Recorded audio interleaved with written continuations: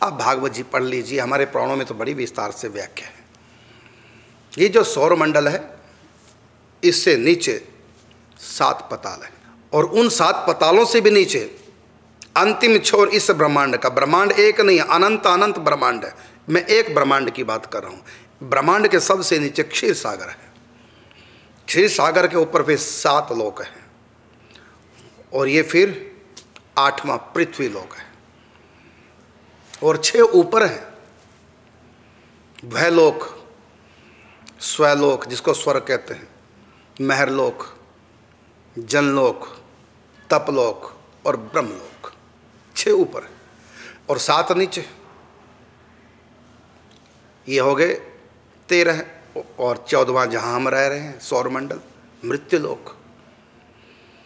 क्षीर सागर नीचे है, ऊपर वैकुंठ है। इसको लोकों में नहीं गिनते, क्योंकि ये लोक नहीं है, ना ये परलोक है, ये आलोक है, ये माया जन्य नहीं है। तो आपने प्रश्न किया कि 7 पताल में जन्म लेके वहां के निवासी कौन बनते हैं, तो इसका उत्तर ये है कि सृष्टि के आदि काल में जो देवता हुए वो 3 प्रकार के देवता हुए, सात्विक देवता, रजोगुण देवता और तमगुणी देवता। ये हैं सब देवता।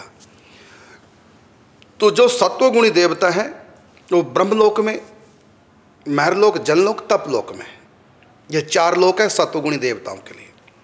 और जो रजोगुणी देवता वो स्वर्ग में, इंद्र आदि। और जो तमोगुणी देवता वो नीचे के पतालों में रहते हैं, 7 पतालों में, वो भी देवता है, वो तमोगुणी देवता है। तो सृष्टि, ये सब सृष्टि के आदि काल में जन्म लिए हैं। तो इनके लिए 7 पताल, कहीं नाग जाति के देवता हैं, कहीं रक्ष जाति के देवता हैं, कहीं दनु जाति के, दानव जाति के देवता हैं, राक्षस भी देवता ही हैं।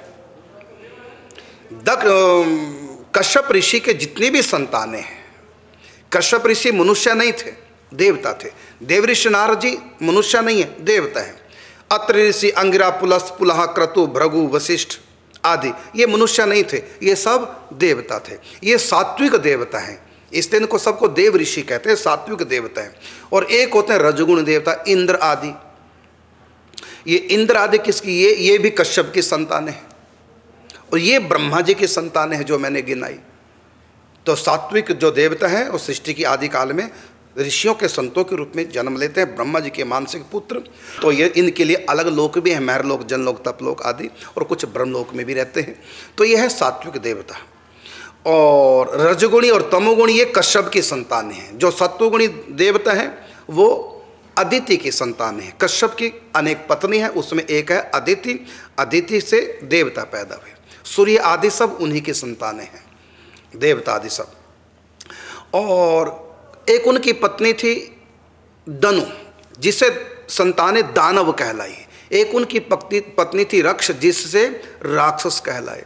एक उनकी पत्नी थी दीति, जिसके संतानें दैत्य कहलाई। ये सब देवता है, क्योंकि देवता की संतानें देवता होती हैं। ये सृष्टि के आदि काल की संतानें हैं।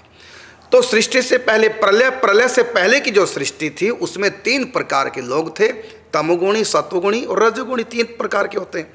तो वही 3 प्रकार के जो लोग हैं, जो सत्वगुणी थे वो ब्रह्मा के मानसिक संतानें बनी, और जो रजोगुणी देवता मनुष्य थे सृष्टि के आदि काल में वो बने इनकी अदिति की संतानें, देवता आदि, कश्यप ऋषि की पत्नी से।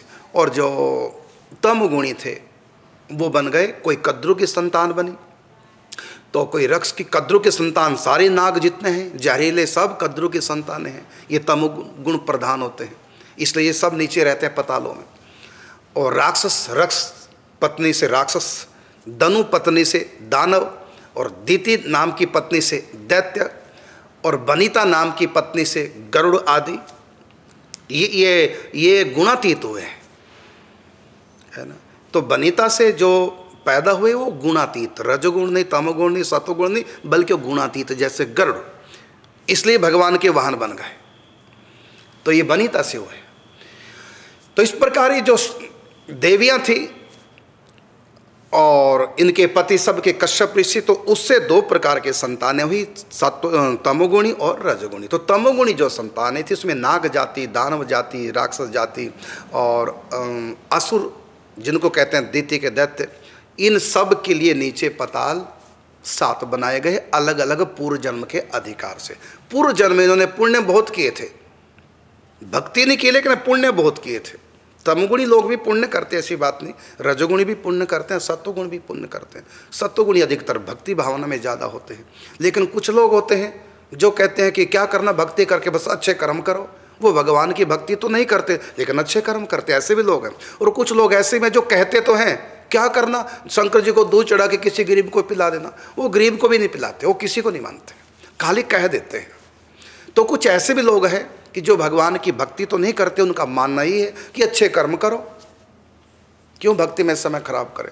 तो इस सदा से 3 प्रकार के लोग रहे हैं। तो ऐसे जो लोग हैं जो भगवान को तो नहीं मानते लेकिन कर्म अच्छे करते हैं, तो ऐसे लोग स्वर्ग के देवता बन जाते हैं।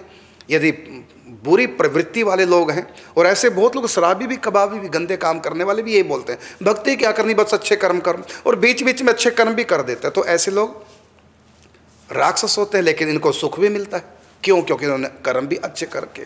तो जो पुण्य जिनकी अधिकता थी पुण्यों की, चाहे वो तमोगुणी व्यक्ति थे चाहे वो रजोगुणी व्यक्ति थे। तो पूर्व सृष्टि की बात करूं, पूर्व सृष्टि में पुण्यात्मा जो थे, चाहे वो तमोगुणी थे चाहे वो रजोगुणी चाहे सत्वगुणी, वो सतयुग में पैदा हुए ज़्यादातर पुण्यात्मा, क्योंकि सतयुग में सुख ज़्यादा होते हैं, दुख बहुत कम होते हैं।